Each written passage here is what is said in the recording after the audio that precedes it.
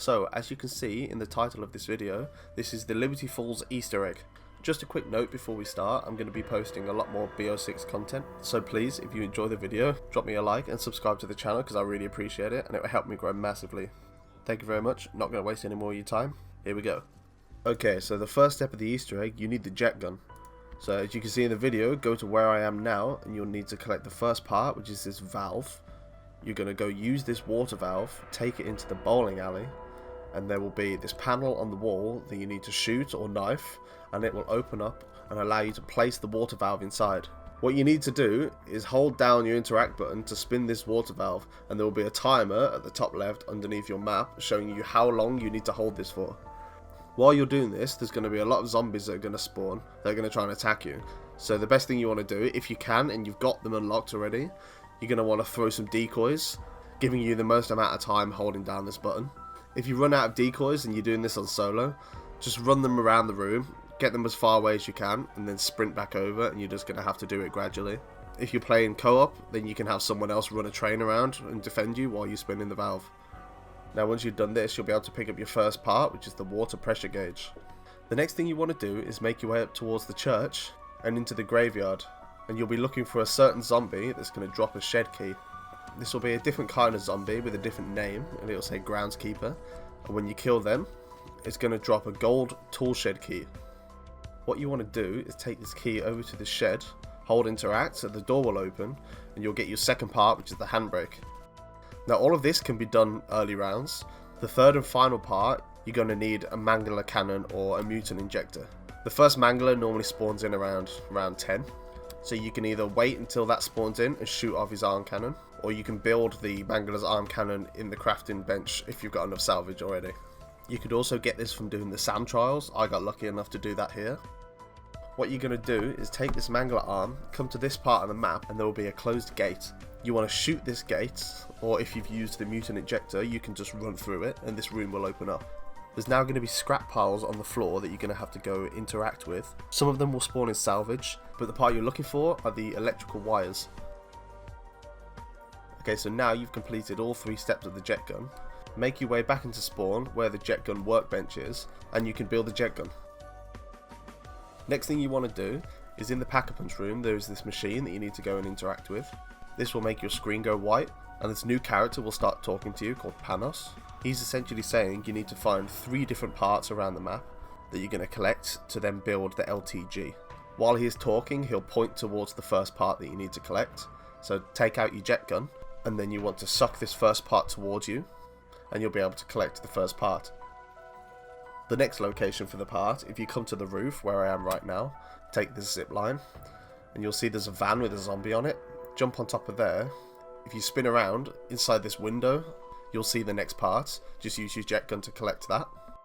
And the third and final part, if you go into the comic book store, climb on top of the bench and then look up, there's a hole in the ceiling where you'll find the third and final part.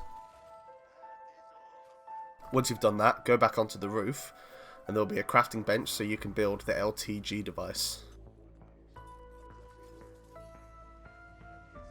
The next thing you need to do, go back to the device in the pack-a-punch room and you'll be able to collect this ether canister. You can't run while you're holding this, and you want to take this where I do so in the video and place that down on one of the 2 traps. Next you want to go back into the cemetery and place down the LTG underneath this purple cloud. This will then spawn a portal that you need to defend for a minute. Any zombie that makes its way into the portal will deplete the energy bar. You want to make sure in the 60 seconds that you don't fully deplete it, or you'll have to wait another round and try again. Once the 60 seconds is up and you've finished defending the portal, one of 2 HVT bosses will spawn in, either a mangler or an abomination. It's completely random which one you get first. You'll have to do the second one later on in the next step. But for now, in my game, I had the abomination spawn in. What you need to do is weaken the boss as much as you can, and then you want to kite them all the way down to where you placed your canister in the trap. Once the boss is close enough, turn the trap on, make sure they're standing within the purple zone, and finish off the boss. If you've done it correct, you'll see their soul travel into the canister and a max ammo will spawn. That's how you know you've done the first step.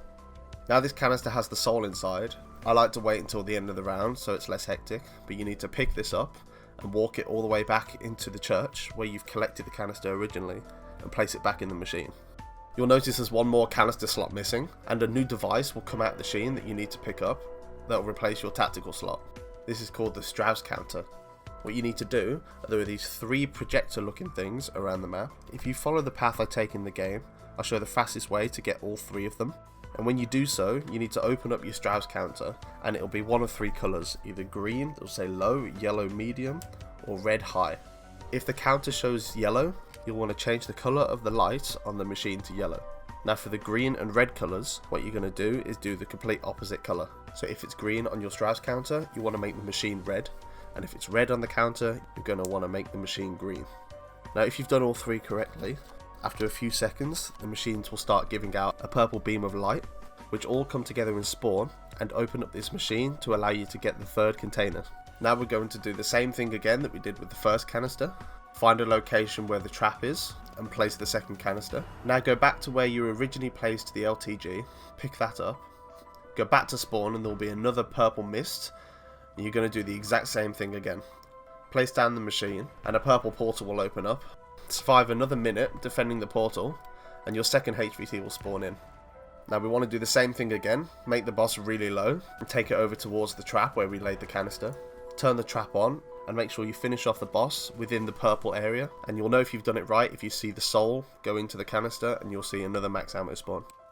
Finally, pick up the canister and follow the pathway I do in the video to get to the church and place the last canister into the machine in the church. Now for this last step, you want to make sure that you're set up as well as you can, as you're about to survive 3 different waves of oncoming zombies. The first one is a wave of just plain zombies, the second one includes manglers, and the third one an abomination. Obviously, the more players you have in your game, the more bosses are going to spawn, and each wave gets increasingly harder. However, once you finish these 3 waves, your entire team will get wiped out, and you finish the Liberty Falls Easter egg. You'll see the ending cutscene, as I'll show in a minute, and you'll be asked if you want to continue or quit back to the menu. Somebody tell me what just happened! Any station this net, what is your status? Thanos, if you've hurt them, I swear I'll... No interruptions for this next part.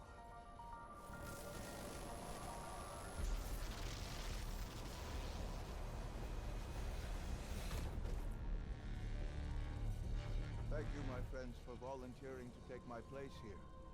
Or, in your parlance, thank you for being voluntold. Now, if you will excuse me, I have a few scores to settle. Bye-bye, Dark Ether.